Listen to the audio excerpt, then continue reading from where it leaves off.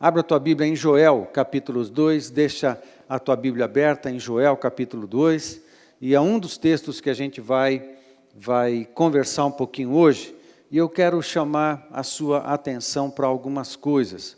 O tema da mensagem é sinais de quê? Sinais de quê? Tanta coisa, né, que está acontecendo aí na nossa nação, no nosso tempo, no mundo. E com certeza muitos de vocês têm visto outras mensagens de outros pregadores. Eu desconfio que você não ouça só a mim, eu desconfio que você ouça outros pastores.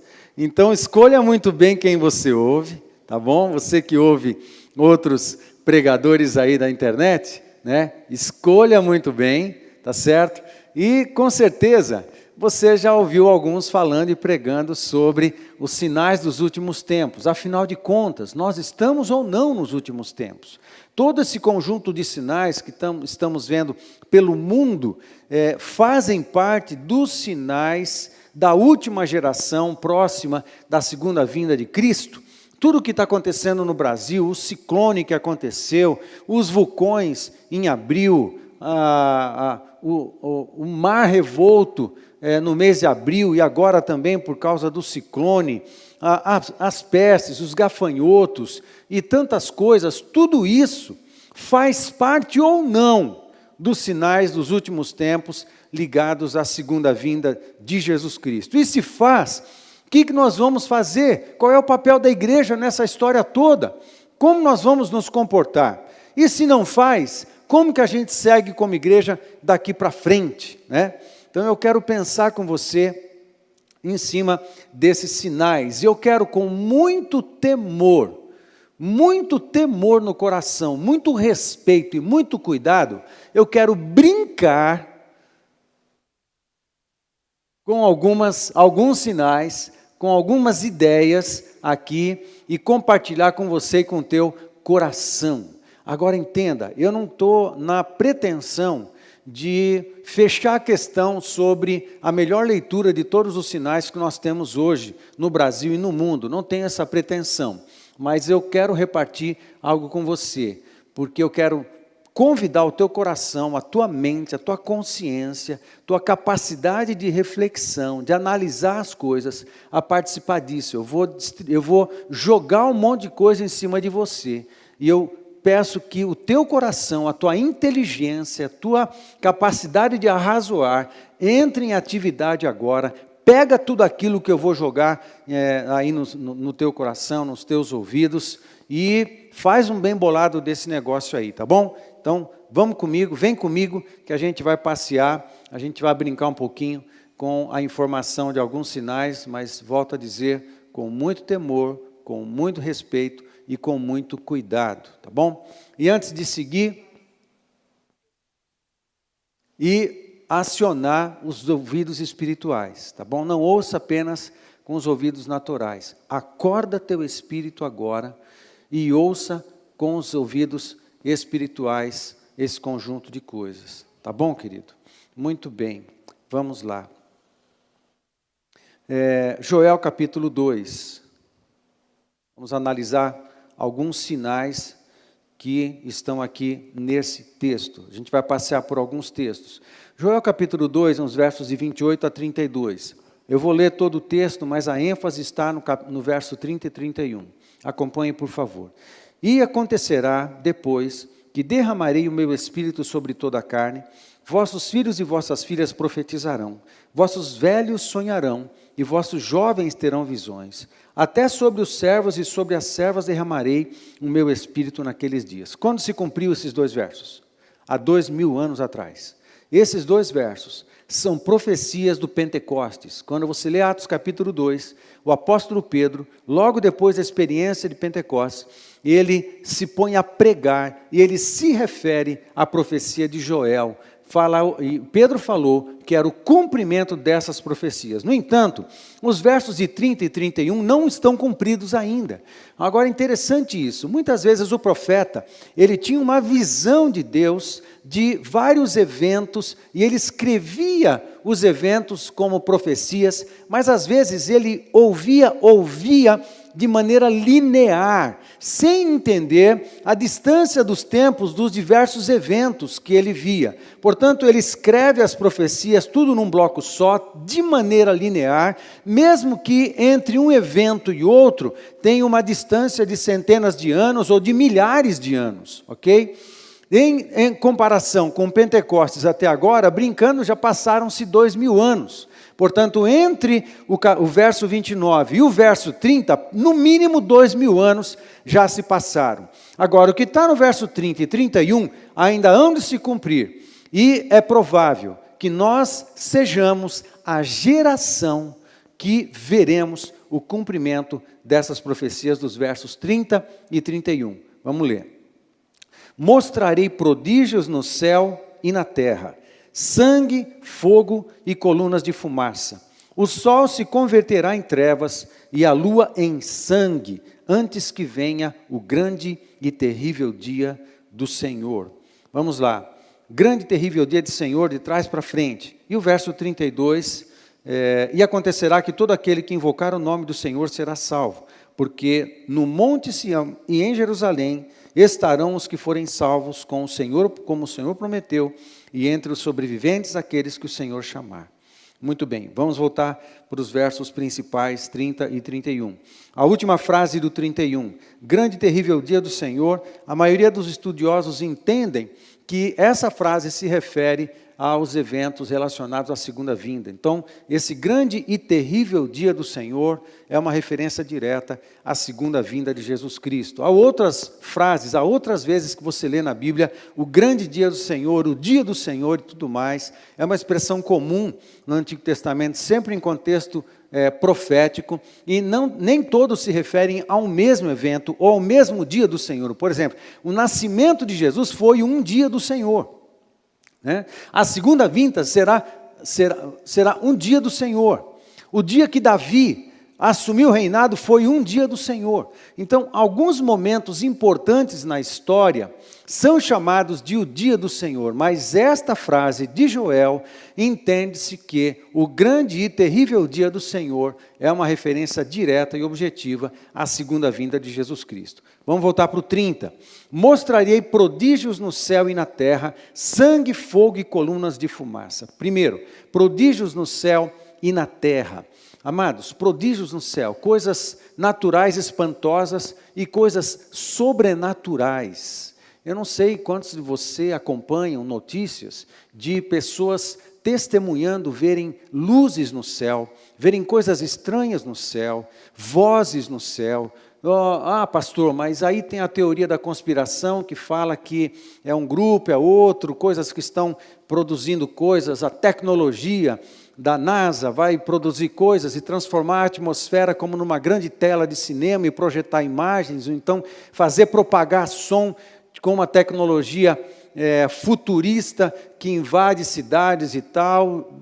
Eu conheço algumas dessas teorias, mas não importa muito se é natural ou é sobrenatural. Eu acredito que hajam eventos sobrenaturais. Eu acredito que muita gente está vendo o anjo de verdade. Eu acredito sim nessas manifestações celestes. Não é uma vez só que aconteceu. Na história isso já aconteceu muitas outras vezes. De anjos se manifestarem aos homens. Nós cremos que isso é possível sim. Mas e a parte natural? Não importa, a parte natural também é um prodígio no céu. Mas não foi Deus que falou, mas não importa, o profeta está dizendo algo que ele viu.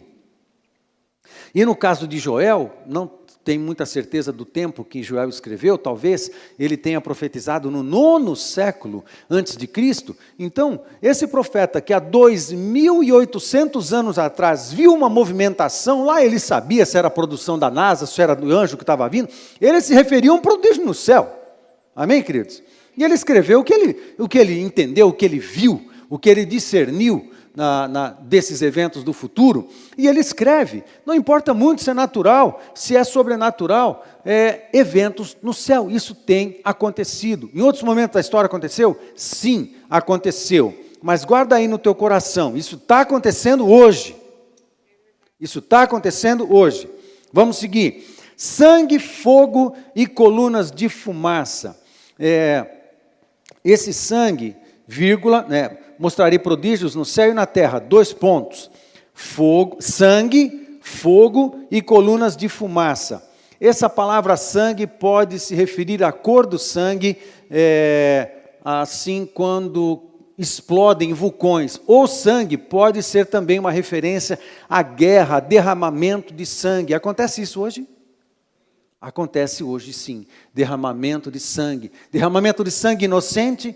Sim, derramamento de sangue inocente. Mas a frase fogo e colunas de fumaça, entende-se, os estudiosos e tal, entende-se que essa frase completa parece que está apontando para a evidência, para erupções vulcânicas. Erupções vulcânicas, ok? Fogo, fumaça, fogo e colunas de fumaça. Você lembra no vulcão, sem muita dificuldade. O profeta viu isso no futuro. Ele viu isso acontecendo no futuro. E ele escreveu o que viu e o que ouviu também da parte de Deus. Muito bem.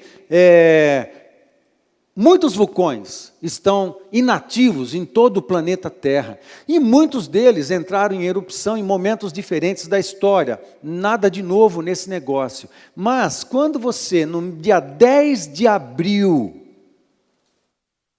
você tem a notícia de que 15 vulcões entraram em erupção no mesmo dia, então você fica atento, é um sinal de alguma coisa. Nós estamos falando de sinais, amém? Sinais de quê? A gente está falando de sinais. Muito bem. O que você sabe que, às vezes, as placas tectônicas, ok, da superfície da Terra, quando elas entram em atrito, às vezes explode, provoca uma erupção de um vulcão que está em cima da ligação, da junção das placas tectônicas, e às vezes não é um único vulcão que entra em erupção, mas são vários vulcões que estão em cima dessa mesma linha, ok? Da junção de duas placas tectônicas. Mas isso não acontece no planeta todo. No entanto, no dia 10 de abril, os 15 vulcões que entraram em erupção foram vulcões que entraram em erupção de muitas placas tectônicas espalhadas pelo planeta todo, dos 5 continentes. Esses 15 vulcões são dos 5 continentes. Num dia só? Qual a última vez que você sabe que algo assim aconteceu? Epa, a coisa parece que está fritando, né? A coisa está esquentando. Fogo e colunas de fumaça. O sol se converterá em trevas e a lua em sangue. A lua em sangue. É uma frase que hoje a ciência chama que é aquele eclipse lunar, quando a Terra fica alinhada perfeitamente com a lua e o sol, e as luzes vermelhas da atmosfera, elas se refletem todas na lua, e quem olha para a lua a vê vermelha, lua de sangue. Ela é chamada também lua de sangue, ok? E essa lua de sangue, ela acontece muitas vezes na história, isso é ciência, isso é natural, não tem problema. Mas já aconteceu em muitos momentos muito interessantes na história. Agora, o judeu, você sabe que o judeu, Israel, é a agenda da história mundial. Quem sabe disso?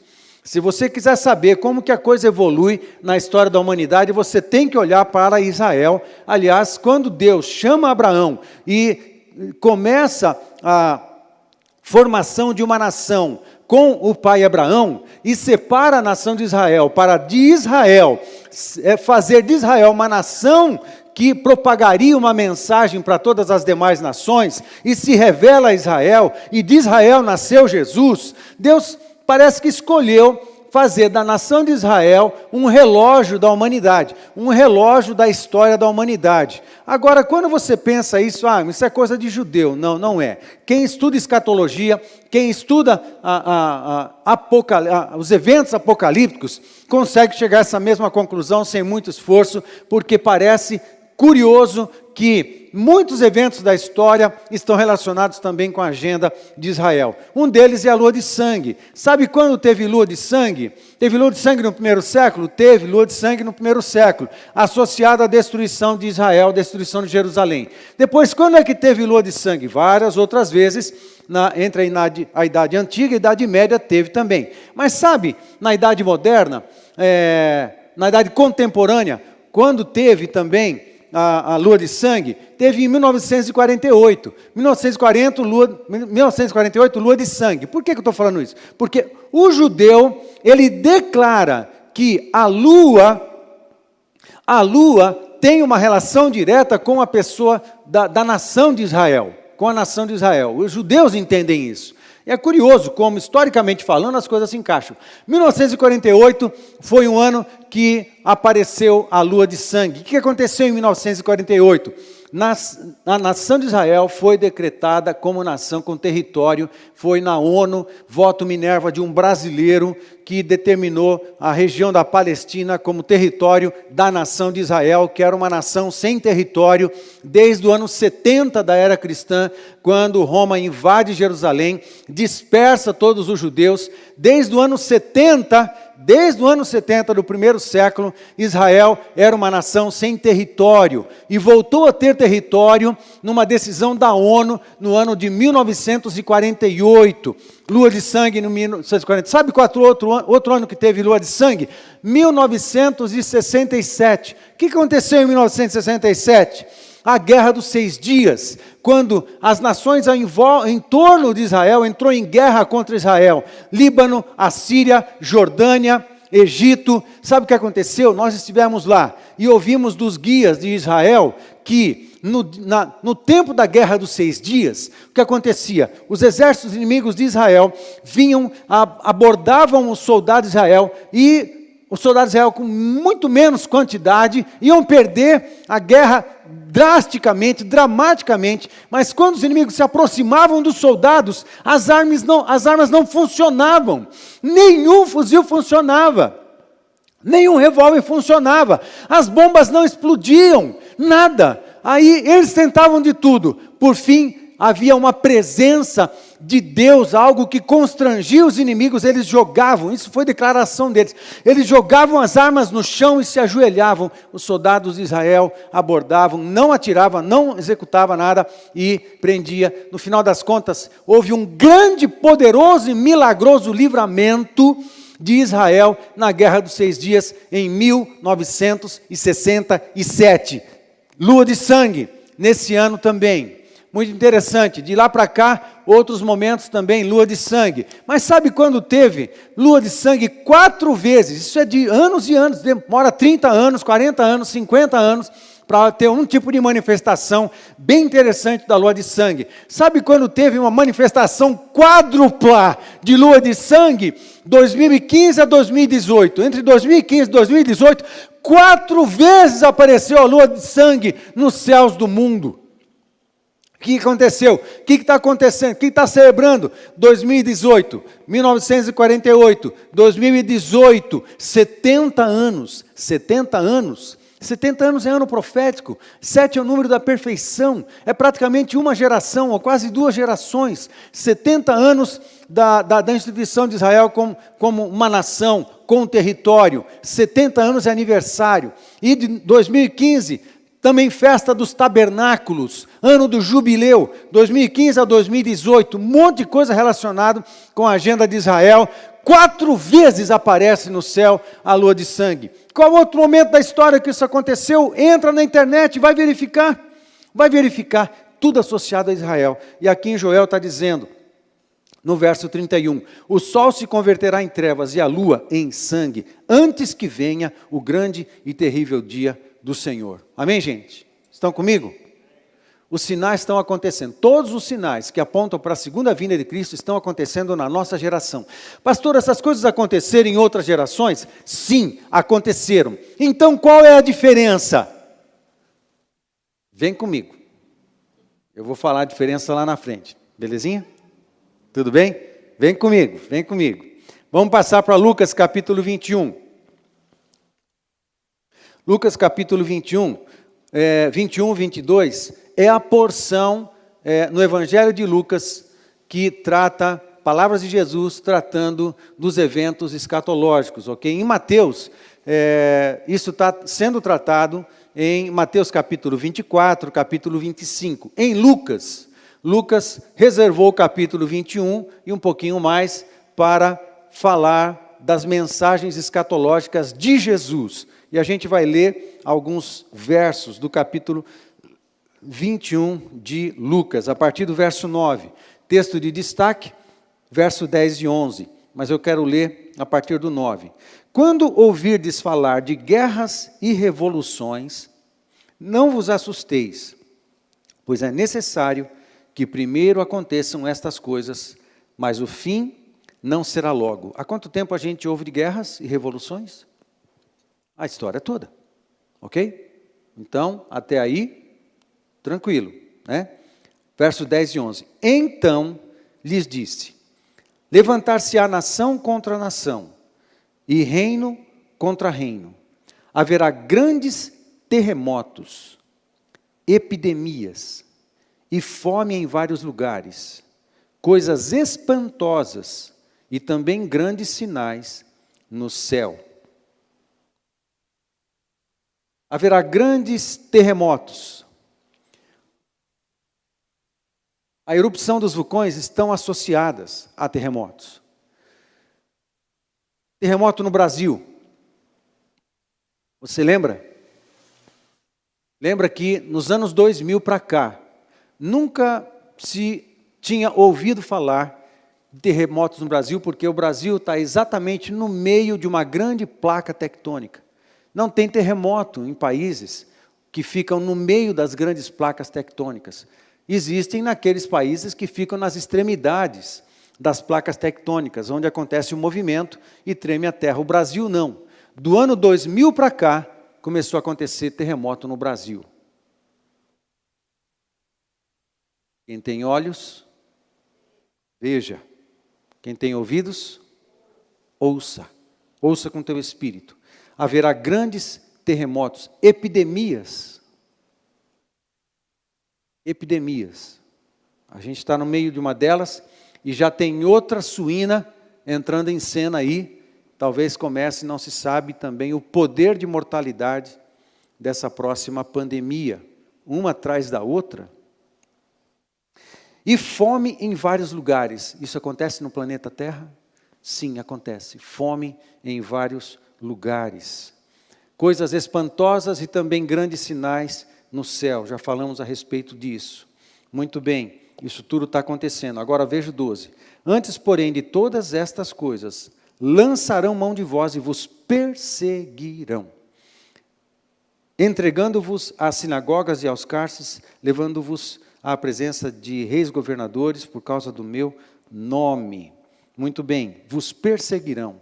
Amados, parece que antes dos eventos catastróficos em grandes proporções, associados a isso, ou um pouquinho antes disso, né, antevendo, né, antecipando um pouquinho esses grandes eventos catastróficos, um grande tempo de perseguição.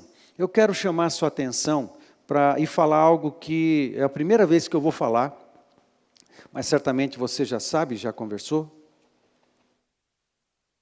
Mas eu quero falar a respeito disso, perseguição. Hoje no planeta Terra, perseguição, ele está falando de cristãos, ok? Vos perseguirão, Jesus está alertando que os discípulos dele serão perseguidos na história. E isso já acontece desde o primeiro século. Ok? Os cristãos foram perseguidos em Jerusalém, por isso aconteceu a diáspora. O que é a diáspora no primeiro século? É a dispersão dos cristãos de Jerusalém, da Judéia, se espalharam por todo o mundo, e a gente chama isso de diáspora. Perseguição contra os judeus. No ano 60, por exemplo, a perseguição contra os cristãos, né, contra os cristãos, intensificou tanto que culminou na ação de Nero, no ano de 64, colocando fogo em Roma e acusando os cristãos de serem os responsáveis. E a partir do ano 64, a perseguição contra os cristãos intensificou assustadoramente, ao ponto de Pedro e Paulo, o apóstolo Pedro e o apóstolo Paulo, que estavam em Roma nessa década, morrerem no ano de 67. Os dois foram assassinados no ano de 67. Perseguição. A perseguição continuou todo o primeiro século, foi até o quarto século, até que Roma institui o cristianismo como religião oficial de Roma, mas entrando no final da Idade Média, no final da Idade Antiga, e em toda a Idade Moderna, de alguma maneira isso também aconteceu. Aconteceu perseguição. Só que foi acontecendo uma adequação das igrejas com os governos, até que explode a reforma no século XVI. Aí então perseguições de muitos tipos continuaram a acontecer com muitos cristãos. No século XX, no século passado e neste século, aonde acontece mais perseguição contra os cristãos? Há mais de um século, há pelo menos um século e meio. Há um século acontece em países muçulmanos e países comunistas. A China, ela destrói igrejas, prédios de igrejas, ela persegue, ela não autoriza culto cristão. A Coreia do Norte são os nossos maiores exemplos. Mas tem muitos outros países de cultura muçulmana que também praticam perseguição a cristãos, tanto na África como no Oriente Médio. Uzbequistão, Paquistão, tudo quanto é questão que você vê lá no mapa, eles são muçulmanos e eles perseguem cristãos. E na África tem muitos países muçulmanos também praticam perseguição contra os cristãos. Tanto isso é verdade que existem agências missionárias que se dedicam exclusivamente ao cuidado da igreja perseguida. Aliás, essa frase é um chavão em muitas agências missionárias. O cuidado com a igreja perseguida. Salve a igreja perseguida. Ore pela igreja perseguida. E existe missões que trabalham na angariação de recursos para enviar recursos para lá, e também material, e também gente para ir consolar cristãos que estão em regiões onde acontece muita perseguição e morte. Isso está acontecendo. Agora, o interessante é o seguinte, que nós estamos a um movimento de comunização dos governos do mundo ocidental. Capite? Estão comigo?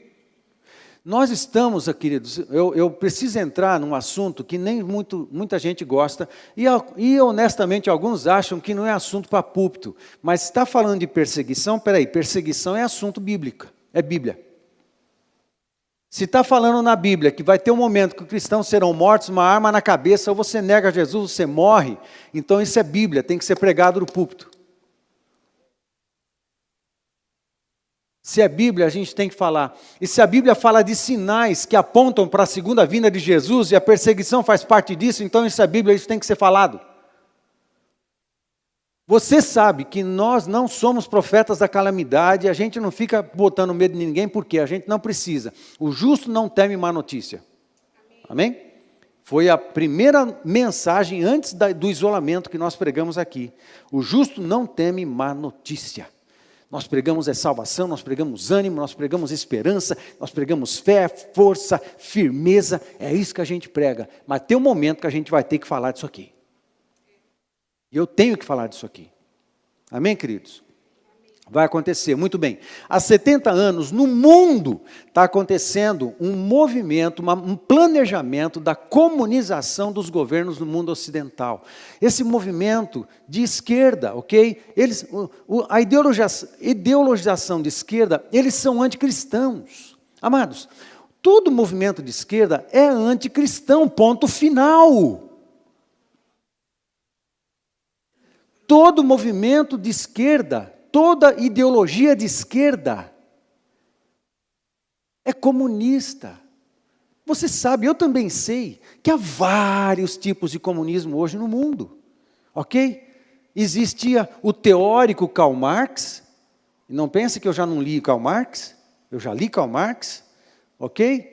Existe a teoria de Karl Marx, porque Karl Marx ele foi um filósofo, foi apenas um teórico. Quem implantou, transformou numa agenda, num decálogo, colocando os princípios do socialismo de Karl Marx, que ele foi influenciado por um outro cara do final do século XVIII lá atrás, a ideia, a Revolução Industrial e tal, a ideia de um governo socialista veio se desenvolvendo já há muitos séculos, desde o século XVIII, e culminou num conjunto de teorias que Karl Marx desenvolveu como filósofo, que era filho de judeu, um judeu estragado, porque ele negou Deus, ele negou a família, ele negou a própria família, ele teve 7 filhos, 4 filhos de Karl Marx praticaram suicídio.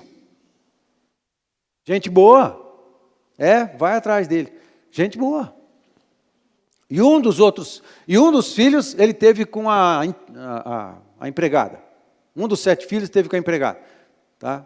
E muito bem, gente boa. Ele desenvolveu uma teoria porque o seu coração era revoltado. É um cara que não deu certo, é um cara que a família não deu certo. Ele desenvolve teorias utópicas do socialismo. Ok, mas ele nunca pôs em prática, ele morreu antes de tentar isso. Por quê? Porque Karl Marx era apenas um teórico. Aí, Lenin pega essas teorias e resolve colocá-las em prática. O cara que colocou as teorias de Karl Marx em prática foi Lenin. Ele pegou as teorias, alguns dizem que não, ele não fez o decálogo de Lenin. Eu acredito que ele fez sim o decálogo de Lenin, que na verdade são os 10 mandamentos da implantação do socialismo numa sociedade. Ele pegou, ele construiu o seu decálogo, e em cima desse decálogo ele começou a construir a revolução na Rússia, até que ele praticou a revolução na Rússia, dominou a Rússia no ano de 1917. Ele conquista a Rússia e instala o socialismo na Rússia. Ok? Essa foi a primeira versão prática do comunismo de Karl Marx, que depois foi imitada pela China e foi imitada por outras nações também, sempre financiado pela Rússia ou pela China. O século XX desenvolveu isso. O século XX produziu as 2 grandes matrizes comunistas do planeta, a Rússia e a China. E a partir da Rússia e da China, tentando se espalhar por todas as demais nações, isso no início do século XX. Quando, em meados do século XX, os comunistas do planeta se reuniram, tentaram criar uma agenda para preparar toda a sociedade mundial e todos os demais governos para um processo de comunização de todos os governos. E isso tem acontecido em todos os países ocidentais e também nos países capitalistas. Por que você acha que no nosso governo, dos 3 poderes, no nosso governo, embora o nosso país seja 80% de cristãos, e por conta disso conservadores, e por conta disso de direita, existe muito mais gente de esquerda nos 3 poderes do que de direita? Porque isso foi sendo preparado durante décadas e décadas.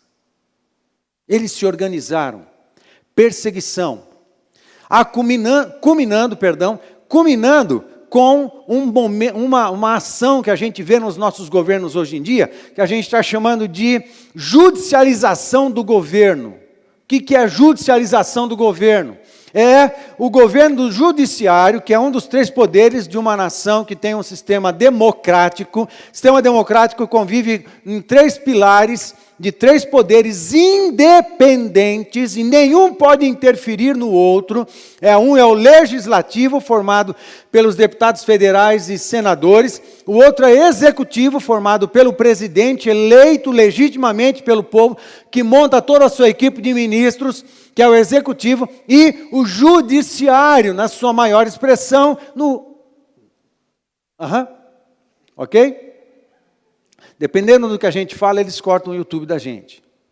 Ok? Aí são os 3 pilares. Nenhum governo pode se sobrepor ao outro, todos são independentes. No entanto, o que está acontecendo é a judicialização do governo, quando um poder, o judiciário, se levanta e faz ajoelhar o legislativo e faz ajoelhar o executivo. Quando ele era só para julgar, agora ele está julgando, está legislando e está executando. Ele está fazendo os que os 3 poderes fazem. Agora, isso é por acaso? De repente alguém resolveu pensar e fazer alguma coisa assim? Eles combinaram outro dia atrás e vamos fazer tal coisa? Não! Isso está sendo preparado há décadas. Isso se chama judicialização do governo. É proposital, é intencional, é planejado. Pois bem, perseguição, a gente está falando de perseguição. Você já notou que eles estão muito preocupados com as igrejas e mais preocupados com impedir que as igrejas se reúnam do que qualquer outra entidade na sociedade? Eu estou vendo isso, por quê? Porque eu leio todos os decretos, Eu leio todas as ementas, eu leio todos os documentos que são emitidos pelo governo federal, pelo governo estadual e pelo governo municipal, e também ementas e decretos que são feitos para Londrina e do governo do estado. Eu leio, sou obrigado a ler essas coisas, eu preciso saber dessas coisas para a gente saber o que fazer e também para estar junto com os demais pastores da cidade. Muito bem. Portanto, eu estou lendo tudo isso. Quer um exemplo bem perto? Muito bem. A exigência de que as igrejas fossem fechadas como um grande foco de contaminação, as igrejas. Aí você via bar aberto, você viu o comércio se movimentando sem respeito de distanciamento. Eu não estou falando nada contra o comércio, eu acho que ele tem que abrir. Ok? Tem que abrir, o povo tem que trabalhar. Tem que acontecer tal coisa. Ok? A contaminação, um ônibus lotado não contamina? Comércio não contamina, mas trabalhar contamina? Ah, tenha paciência. Eu preciso acalmar, espera um pouco. Deixa eu tomar água aqui.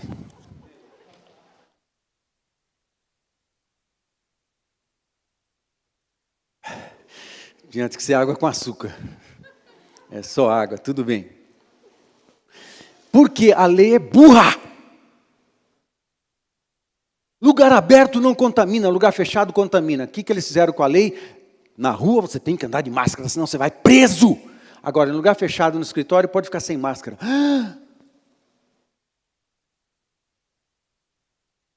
Burra. Burrice. Ou é intencional? Perceberam? Não foi bem assim. Passou desapercebido. A gente colocou a lei trocada. Desapercebido ou foi intencional? Gente, faz favor, a gente não é criança. Outra coisa, muito bem, perseguição. Vamos fechar as igrejas. Aí o prefeito, o presidente, coloca as igrejas como serviço essencial. Ela tem que ficar aberta. E nós produzimos aqui na cidade um documento. Sim, igreja é serviço essencial, porque trata da saúde espiritual, da saúde emocional, da saúde física, da saúde familiar, da saúde social, comportamental da cidade. A igreja contribui com tudo isso, é serviço essencial.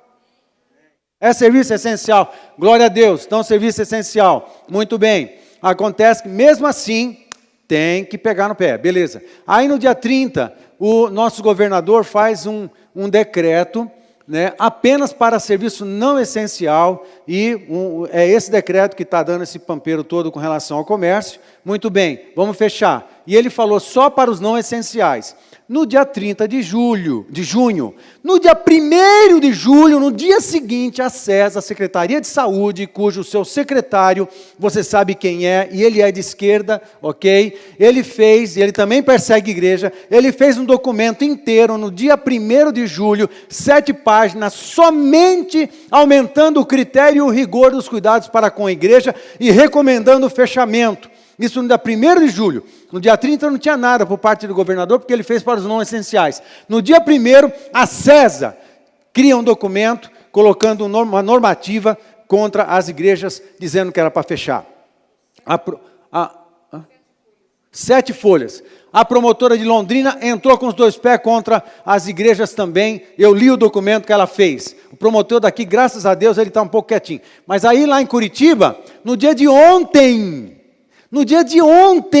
sábado, dia 4, eu li uma ação civil que foi feita pela promotora de Curitiba, reclamando que a igreja o cancelamento de alguns artigos e alguns decretos que determinam a igreja como serviço essencial, considerando a igreja como não essencial e obrigando as igrejas a fecharem. Foi feita ontem. Sábado, não é dia útil. Eu tenho esse documento, eu li esse documento. 16 páginas. Precisa ter muita paciência para ler esses documentos. Muito bem, perseguição. É perseguição. Amado, haverá um momento, em muitos momentos da história os cristãos foram perseguidos e nós esperamos o melhor, mas nos preparamos para o pior.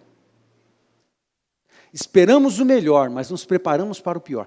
Em algum momento, muitas gerações que vieram antes de nós, e muitos da nossa geração de hoje, em países onde há perseguição, o pessoal, ele se reúne escondido, em calabouços, em cavernas, em buracos, mas se reúne com os discípulos para adorar o Senhor Jesus Cristo. Por que que o mundo persegue os cristãos? Porque os cristãos carregam a verdade, e uma verdade que liberta. Satanás quer aprisionar. Satanás quer aprisionar, Satanás é totalitário, Satanás é ditador, Deus é libertador, Deus ama, Deus se sacrifica, Deus liberta, Deus salva. É isso, os cristãos têm uma mensagem de esperança, uma mensagem de vida, uma mensagem de libertação, de livramento. Eu sou livre, eu sou livre! Agora, o pecado escraviza. E é o que Satanás quer fazer, escravizar. E isso prepara o mundo para o anticristo, pelo amor de Deus. Isso está preparando o mundo para o anticristo. Um mundo globalizado, um mundo controlado, um mundo comunizado, um mundo debaixo de um governo totalitário só, debaixo da influência de um único cara só, vai preparar o terreno para a chegada do anticristo. Se a gente está perto da segunda vinda de Cristo, isso vai acontecer. Muitos são perseguidos hoje, mas pode acontecer, a gente espera que não, a gente espera um melhor, mas se prepara para o pior. Pode ser que em algum momento, as nações onde existe democracia, as nações onde, como a nossa, pode ser que haja perseguição, pode ser. Então, pode ser que na nossa geração, em algum momento, alguém bote um revólver na sua cabeça. Eu não quero trazer pânico nem susto, mas o evangelho é coisa séria, não é uma ideia, um negócio legal que a gente vai de final de semana, assim o pastor ora e abençoa a gente. Não, evangelho de Jesus Cristo é a causa de uma vida, que a gente vive ou morre por ela. Por quê? Jesus já foi pregado na cruz do Calvário há 2000 anos atrás, e pode ser que em algum outro momento da história, cristãos também precisem abrir os braços e se entregar para a morte. Assim como Ele não nos negou e foi crucificado, nós não o negamos e vamos até as últimas consequências pela causa do Evangelho. E não negamos a Jesus e não negamos a nossa fé. Em algum momento, pode ser que a nossa geração, inclusive nos países onde são democráticos, alguém bote uma arma na nossa cabeça e fala assim: nega Jesus. Ou então você sai daqui num saco preto. O que você faria? O que você faria? O que é o evangelho para você? O que é o cristianismo para você? O que é o cristianismo para você? É por isso que Jesus disse que se Ele não abreviasse, muitos se perderiam, porque a coisa vai ficar complicada. Há um momento na história, meu amigo, meu irmão, meu querido, que a gente vai ter que mostrar para o que veio. A gente vai dizer quem a gente é. Do que você é feito, do que é feito o teu cristianismo, do que é feito o evangelho, do que é feita a tua fé. Me fala, é de um plástico transparente? Do que é feita a tua fé? Qual é o material? Aguenta pancada? Aguenta perseguição? Do que é feito? Do que você é feito? Do que a tua fé é feita? Ou é de cristal? Não pode olhar torto que já despedaça.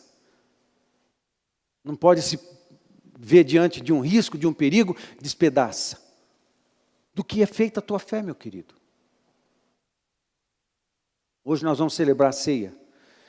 O corpo e o sangue, lembra a cruz do Calvário. Jesus foi até as últimas consequências por mim. Ele foi para a cruz por mim. Ele aguentou o que aguentou por mim e por você. Até onde você iria por Jesus? Até onde? Vamos seguir. Aproveita que eu estou calmo.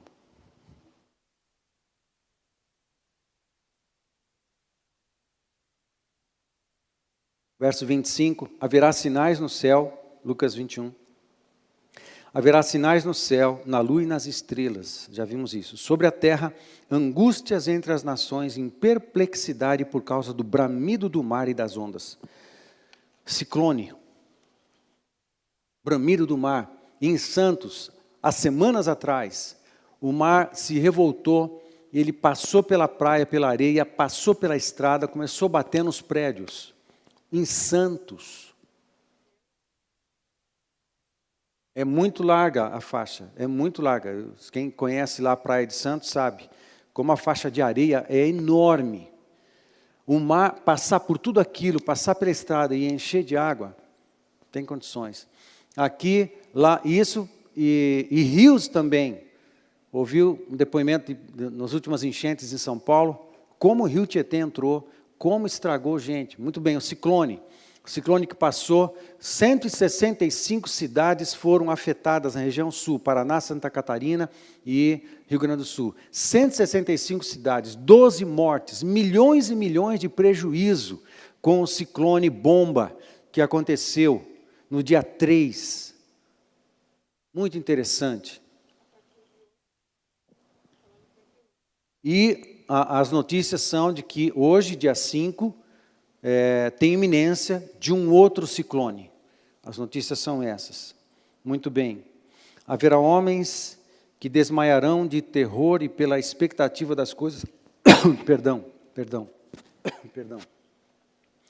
Pela expectativa de coisas que sobrevirão ao mundo, pois os poderes dos céus serão abalados.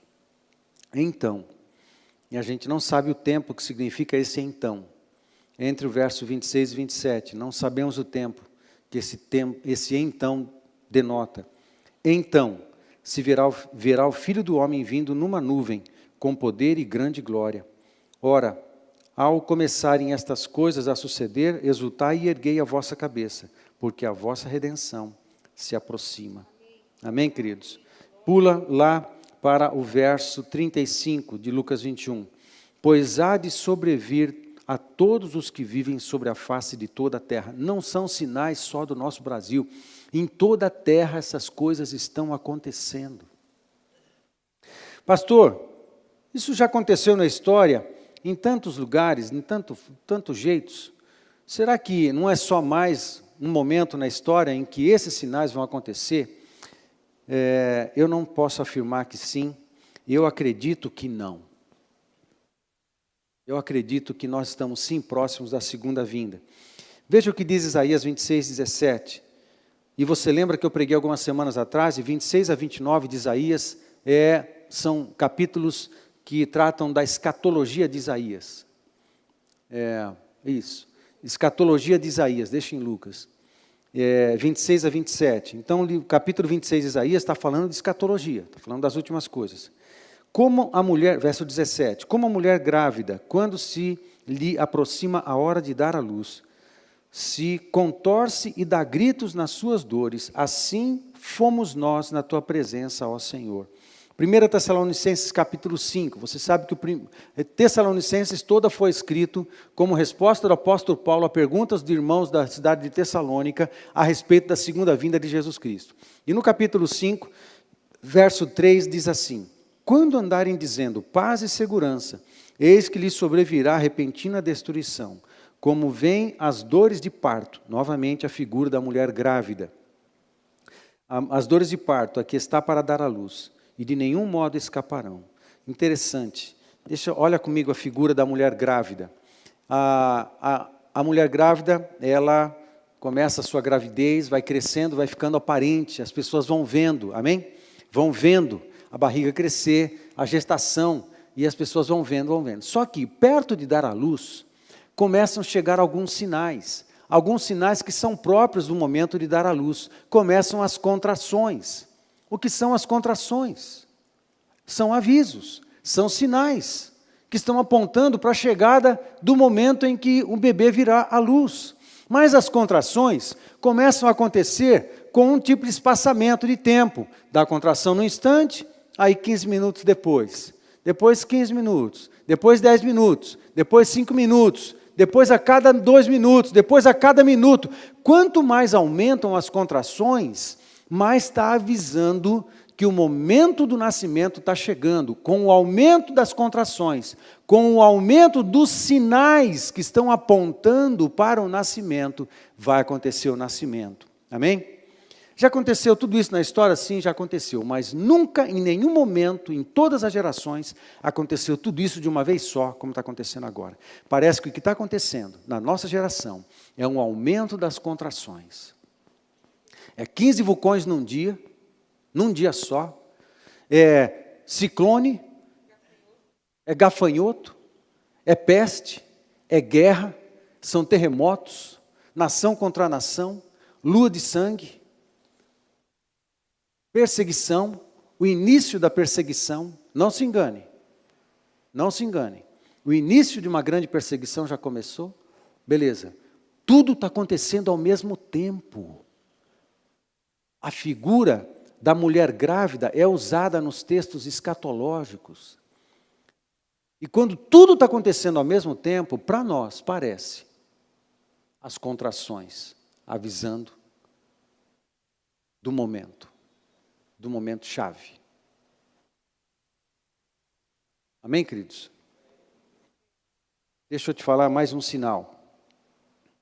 Há um sinal, se a gente pode considerar tudo isso sinais na nossa nação, gafanhoto, peste, ciclone, terremoto, guerra, conflito, perseguição, pânico, doença, estabilidade de governos, tudo isso, deixa eu apresentar, porque sinal sinaliza algo, amém, gente? Para que serve um sinal? Você está descendo a 15 e lá no final tem a placa vira direita. O que você faz quando você chega lá? Você vira direita. Se você seguir em frente, vai dar ruim.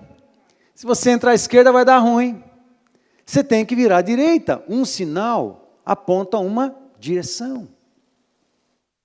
Quando Deus dá um sinal, não é para o mal. Ele está chamando a atenção. Ele quer dar uma direção. No conjunto dessas coisas que são essencialmente negativas, será que Deus dá um sinal de vida, dá um sinal de salvação, dá um sinal de livramento? Dá. O primeiro deles é a presença da igreja. O primeiro deles, o sinal de Deus no teu emprego é você. O sinal de Deus no teu trabalho, no teu salão é você. O sinal de Deus na tua empresa é você. O sinal de Deus no laboratório ou na tua empresa é você. O sinal de Deus na tua casa e na tua família é você. Você é um sinal de Deus. Por isso a palavra de Deus fala, ser-me-eis testemunhas. Deus dá sinais de vida, sinais de salvação. O primeiro é você. Você quer um outro sinal fora de você? Eu vou te dar um outro sinal fora de você. Na cidade de Belém do Pará, aconteceu algumas semanas atrás um caos. O sistema de saúde colapsou. As pessoas estavam chegando mortas nos centros de saúde. Numa atitude de emergência e risco, alguns médicos da cidade de Belém resolveram adotar um protocolo com os 2 medicamentos que eu não posso falar o nome, os 3 medicamentos que eu não posso falar o nome aqui. Ok? Exatamente, esses aí. Eles passaram a usar esse protocolo e usar esses medicamentos. Sabe qual foi o resultado? 100%, quase 100%, é o que diz as pesquisas, os relatórios e tudo mais. O resultado foi tão positivo que eles botaram um nome nesse protocolo, chamando esse protocolo de protocolo de salvação, protocolo salvador. E o conjunto dessa experiência da cidade de Belém, que agora estava sendo modelo para outras cidades do Brasil, passou a ser conhecido, tudo isso que deu certo em Belém do Pará, passou a ser conhecido como o milagre de Belém. O milagre de Belém porque adotou um protocolo salvador. Espera aí, em Belém da Judéia, há 2000 anos atrás, nós temos um milagre de Belém, e um protocolo salvador foi apresentado por Deus. Belém do Pará, Belém da Judéia. Nós temos um protocolo. Aliás, sabe qual foi a cidade onde teve mais estrago no Brasil do ciclone? Foi Santa Catarina. Sabe o que significa Catarina? Purificação. Você sabe que em 2005 aconteceu um tornado aqui na região do sul e um tornado também no interior de São Paulo, numa cidade chamada Porto Feliz. Aliás, em Porto Feliz também se adota o protocolo e está tendo salvação lá. Também virou uma referência no Brasil. Porto Feliz e Belém. Porto Feliz, muito bem, ouça o que eu tenho para te dizer. Muito bem, em 2005, um tornado em Santa Catarina.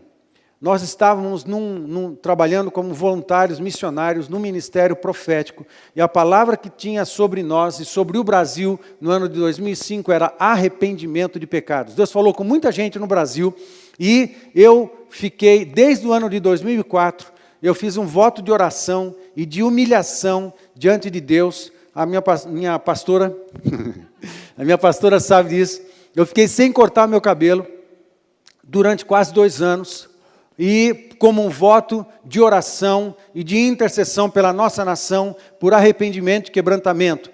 Fui cortar o cabelo no final de 2005, ele já estava aqui embaixo, no meio das costas.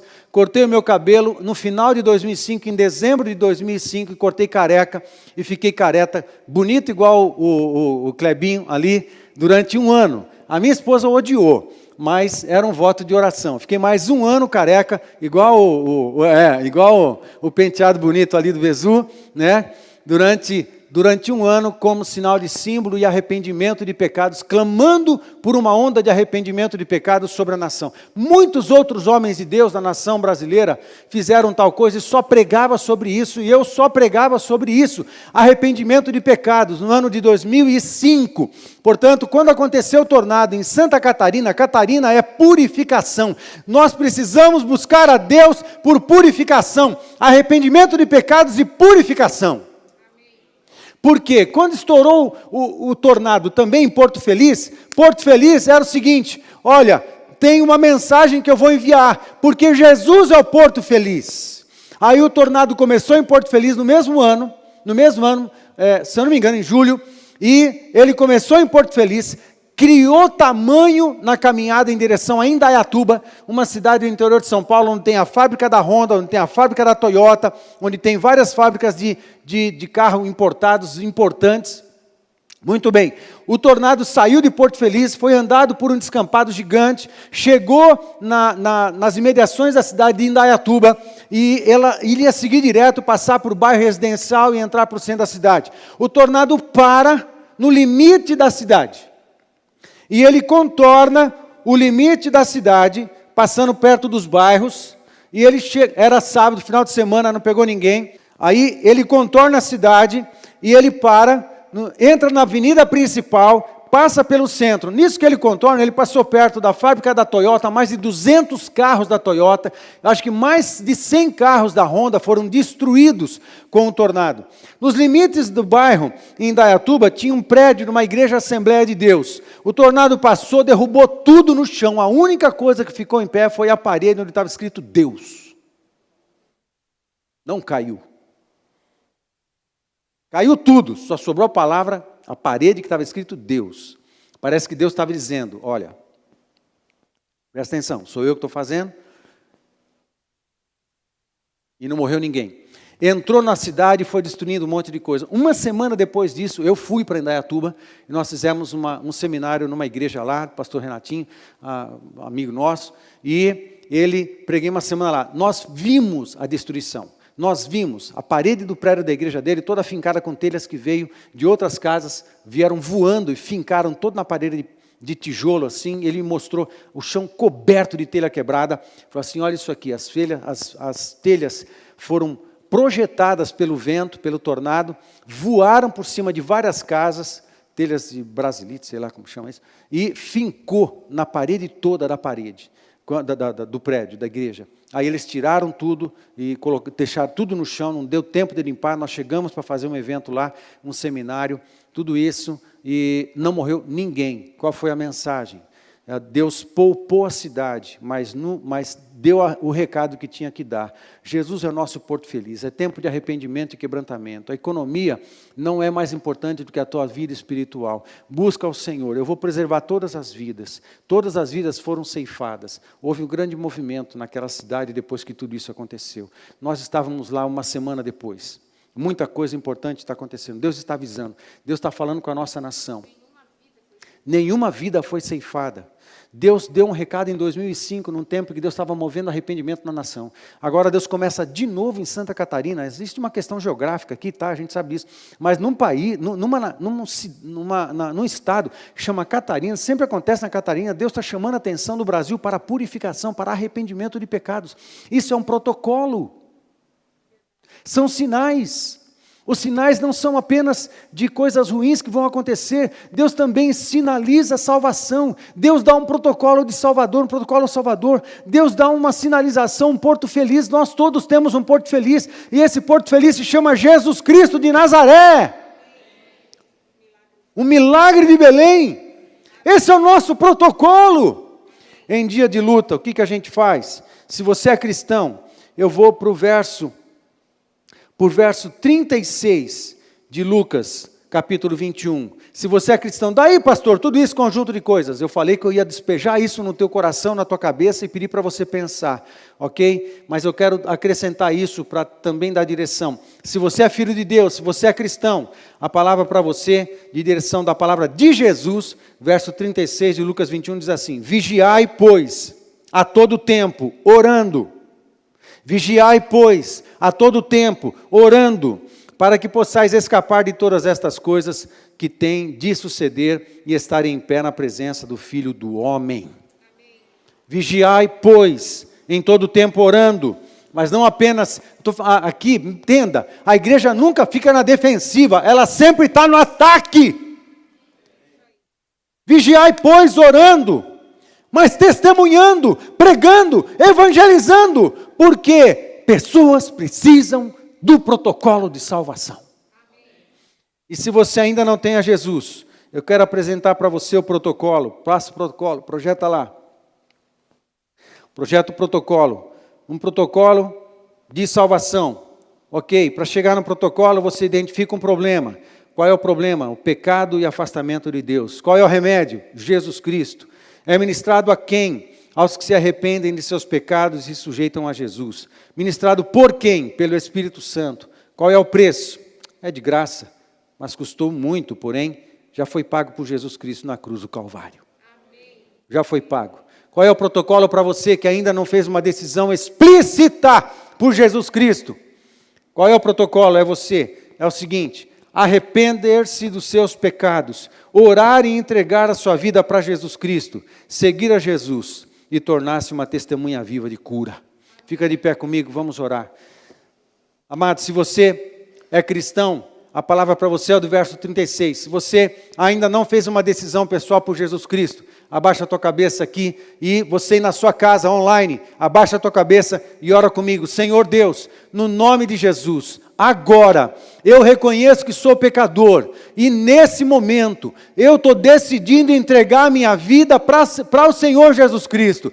O Senhor já se entregou por mim na cruz do Calvário há 2000 anos atrás, e hoje, que eu tenho essa mensagem, eu estou fazendo a minha parte, a minha decisão. Agora sou eu que estou me entregando ao Senhor. Jesus, me recebe, por favor. Eu peço perdão pelos meus pecados. Me recebe, estou entregando a minha vida para o Senhor, porque eu quero ser uma testemunha viva do teu perdão e da tua cura, no nome de Jesus. Amém. Amém. Se você quer que essa palavra seja essa seja a tua oração, diga um amém bem forte.